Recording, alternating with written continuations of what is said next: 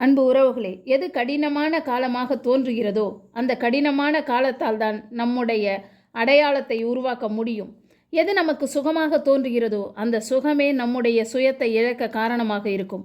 மாம்பழத்தை சாப்பிட்டுவிட்டு அதன் விதைகளை தூக்கி எறிந்து விடுகிறோம். அதில் ஒரு விதை ஆலமரத்தின் கீழ் விழுகிறது, இன்னொரு விதை ஆலமரத்தில் இருந்து சற்று தூரமாக விழுகிறது. ஆலமரத்தின் கீழ் விழுந்த விதை சற்று தள்ளி விழுந்த விதையை பாவமாக பார்த்தது. நான் சுகமாக நிம்மதியாக இருக்கிறேன், ஆனால் சற்று தூரமாக விழுந்த விதை நிழல் இல்லாமல் வெயிலில் துன்பப்படுகிறதே என்று எண்ணியது. சிறிது காலத்தில் வெயிலில் விழுந்த விதை மண்ணில் முட்டி மோதி வெயில் மழையை எதிர்த்து தன்னை உருவாக்கி மற்றவர்களுக்கு நிழலும் தந்து மாங்கனிகளையும் தந்தது. ஆனால் ஆலமரத்தின் நிழலில் சுகமாக இருப்பதாக நினைத்து சந்தோஷப்பட்ட விதையால் தனக்கான அடையாளத்தை உருவாக்க முடியாமல் மக்கி போனது. ஒன்றை மட்டும் நாம் தெளிவாக புரிந்து கொள்ள வேண்டும். உங்களுடைய அடையாளத்திற்கு நீங்கள் தான் போராட வேண்டும். சுகமாக இருக்கிறதே என்று சோம்பலாக இருந்தால் உங்களை நீங்களே தொலைத்து விடுவீர்கள் என்பதை புரிந்து கொள்ளுங்கள்.